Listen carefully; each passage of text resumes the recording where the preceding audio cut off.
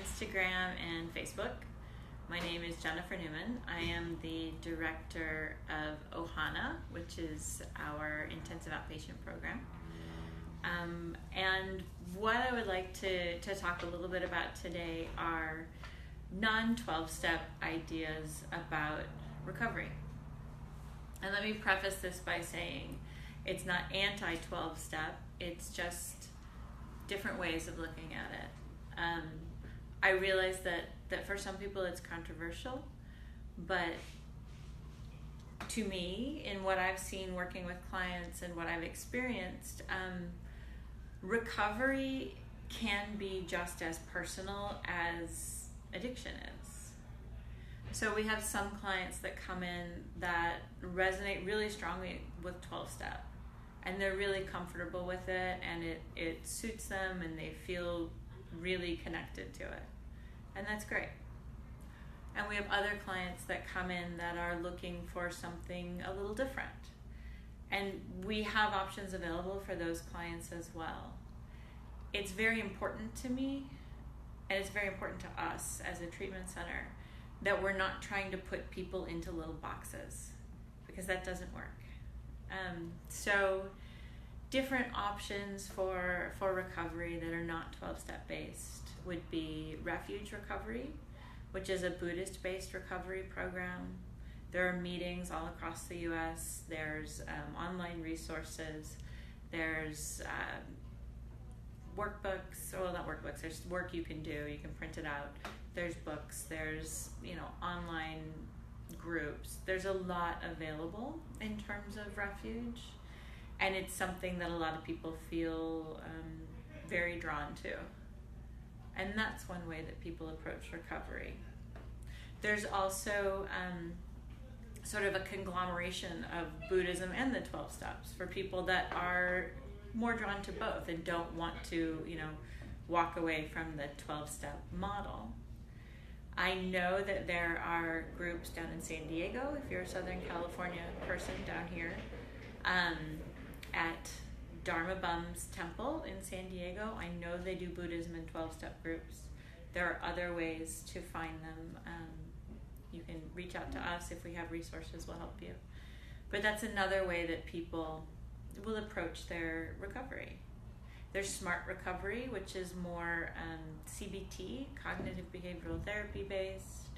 There's Celebrate Recovery, which is a specifically Christian-based program, if that's something that appeals to you. There are options for that. There's just lots of different ways that one can go in terms of making significant change in your life. And I feel like we do ourselves a disservice if we say that there's only one way to do this. This is the only way you can do it, and if you don't do it this way, you are doomed. So I don't find that to be helpful. And we are open-minded here. We tend to, look at each person as an individual and what is most appropriate for them. The thing about 12-step, and one of the reasons that in my experience, my opinion, it works, is because at the heart of most addictions is what we would call an attachment disruption. So there's something that has happened over the course of a person's life that has made it difficult for them to attach to other people. So romantic relationships may be difficult, friendships may be difficult, family ties may be difficult. There's something about attaching to other humans that is scary, uncomfortable, something that people avoid. And this is pretty common, frankly. But to me, addiction becomes this attachment to a substance that, at least in the beginning, won't let you down in the way that you may feel humans do.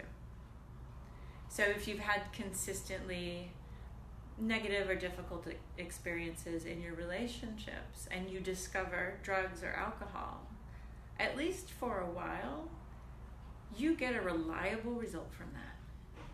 So you form a relationship with your drug of choice. You form a relationship with the bottle that is consistent, reliable, always gets you to where you want to be in terms of your feelings, and becomes your primary relationship. You know, I hear people talk about drugs and alcohol as their first love, and that's really what I see happening with many people that are struggling with addiction.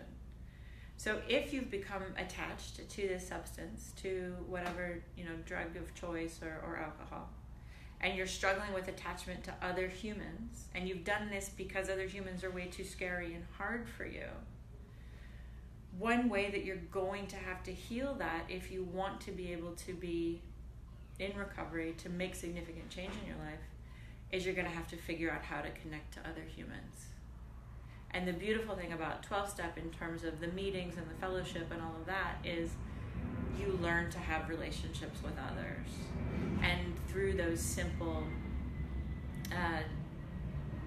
instructions of call your sponsor every day, call another, you know, sober alcoholic every day, go to this many meetings, take commitments, show up, do all of that, you begin to learn to have connections with other people, have relationships with other people. So that's one reason that 12-step is effective.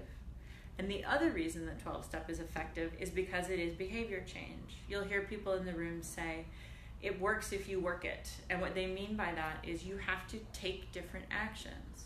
So you learn to behave in different ways, and that changes the way that you think, it changes the way that you see things, and it helps you create lasting change in your life. So if the reason that 12-step is primarily effective is because you're building strong relationships and you're changing your behavior, it would follow that there are other ways to recover that are also effective, as long as what you're hitting is building strong relationships and changing your behavior. So to me, if someone finds that relationship, finds that ability to behave differently in their church environment, in their sangha, their Buddhist sangha, in their temple, in their Refuge Recovery group, in Smart Recovery, in Celebrate, in whatever it is that appeals to them, as long as they are invested in building strong relationships and making significant behavior change, chances are good that they're going to recover. Their lives are going to change for the better. So it's very hard for me to look at like one specific way of treating alcoholism and drug addiction and say like, oh, that's it. It's the only thing you can do. Because I don't believe that, and I don't see that with people. So the way that translates to Akua is I am not the only person here who thinks this way. And there are other people here who are totally 12-step, and that's really what they think is the only way to do it. And that's fine. But there's a good handful of us here that are more inclined to say what works for you. What is getting you to where you need to be? What is creating significant change in your life? Sorry, someone just opened the door. How are you going to get to a different place? Because every human is unique. Addictions are unique. The ways in which we recover are unique. There are many ways in which we're all the same as people, but there's also equal ways in which, we all have our own stories and our own experiences. So if you want more information, if you're interested in looking at recovery from many different facets, give us a call, shoot us an email, make a comment, whatever you want to do. And know that I come to this from a place of wanting the maximum healing for the maximum people and wanting to do my part to help to reduce human suffering as much as I possibly can. And I'm willing to do that in whatever way seems to make sense. So I hope you all have a lovely week, have a lovely day. Thank you so much.